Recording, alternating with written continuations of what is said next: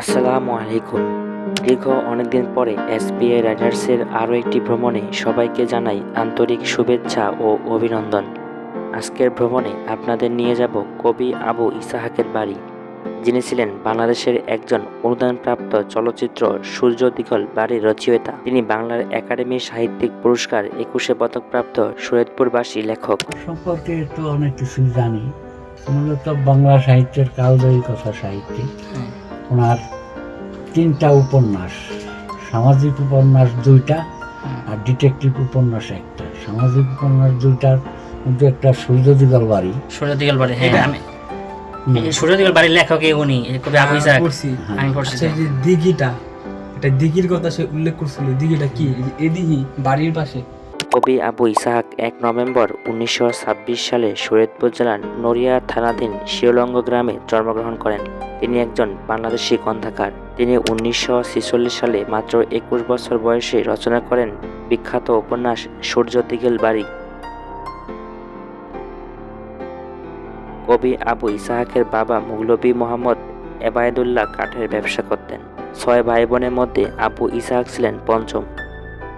আবু ইসহাকের দাম্পত্য জীবন শুরু করেন 1950 সালে। পাকিস্তানে থাকার সময় স্ত্রী সালেহা ইসহাক ছিলেন ইসলামাবাদের সেন্ট্রাল গভর্নমেন্ট হাই স্কুলের শিক্ষিকা। দেশে ফেরার পর শিক্ষকতা করেছেন মতিঝিল বালিকা উচ্চ বিদ্যালয়ে। এই স্কুল থেকে তিনি অবসর গ্রহণ করেন। কবি আবু ইসহাক ও সালেহা ইসহাকের দম্পতির 3 সন্তান। তারা সবাই নিজ নিজ ক্ষেত্রে প্রতিষ্ঠিত। বাংলা সাহিত্যের অসামান্য অবদানের জন্য কবি আবু ইসহাককে 1963 সালে বাংলা একাডেমি সাহিত্যিক পুরস্কার লাভ করেন। 1980 সালে কবি আবু ইসহাককে সুন্দরবন সাহিত্য পুরস্কার দেওয়া হয়। 1990 সালে বাংলাদেশের লেখক সংঘ সাহিত্য পদক লাভ করেন। সম্পর্কে তো অনেক কিছুই জানি। আপনি ছোট করে বলেন। আচ্ছা। মূলত বাংলা সাহিত্যের কালজয়ী কথা সাহিত্যিক। ওনার 3টা উপন্যাস, সামাজিক উপন্যাস 2টা আর ডিটেকটিভ উপন্যাস 1টা। সামাজিক উপন্যাস 2টার মধ্যে একটা সূর্য দিগল বাড়ি। সূর্য দিগল বাড়ি, হ্যাঁ আমি এই সূর্য দিগল বাড়ির লেখক উনি কবি আবু ইসহাক। আমি পড়ছি। আচ্ছা, এই যে দিঘিটা, এটা দিঘির কথা সে উল্লেখ করছিল। দিঘিটা কি? এই দিঘি বাড়ির পাশে। আচ্ছা না, পদটা আপনি বলেন। সূর্য দিগল বাড়ি এটা চলচ্চিত্র হয়েছিল। এটা 6টা পেয়েছে আন্তর্জাতিক পুরস্কার, হ্যাঁ আর 9টা পেয়েছে জাতীয় পুরস্কার। ঠিক আছে। এরপর ওনার পদ্মার পলিদ্বীপ, এটা সামাজিক উপন্যাস। এটা অনেক জনপ্রিয়তা অর্জন করছে সারা বাংলায়। এরপর ডিটেকটিভ উপন্যাস জাল, এটাও মানে তার প্রত্যেকটা লেখাই জনপ্রিয়তা অর্জন করছে। এটার ছোট গল্প সংকলন হচ্ছে 4টা। হলো মহাপতঙ্গ, আর হলো হারেম, স্মৃতি বিচিত্রা, আবু ইসহাকের শ্রেষ্ঠ গল্প। ঠিক আছে। ক্লাস 8-এ যোগ গল্প, এইটাই ছিল। এরপর ক্লাস 9-10-এ ছিল মহাপতঙ্গ।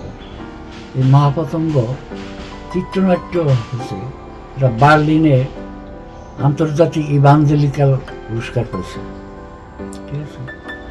তার লেখার মধ্যে অনেক কিছু জানার আছে, শিক্ষার আছে। ঠিক আছে। আপনি ওরা কি হন?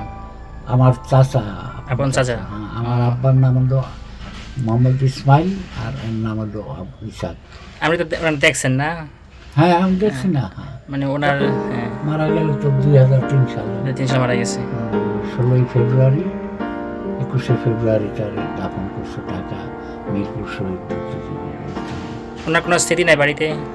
স্মৃতি কিছু করে নাই, উনি করার ইচ্ছা ছিল, সব পাঠাগার বসার ঘর করতো, কিন্তু সে আশাটা পূরণ হয়নি। উনি থাকতো কোন বাসায়, মানে কোন ঘরে থাকতো এরকম এই জায়গায়? সেই ঘর নাই, সে ঘর নাই না? সেই ঘর নাই।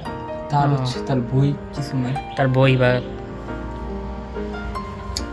বই আছে, আমি কোথায় কি রয়েছে আমি তো সঠিক জানি না। আচ্ছা আচ্ছা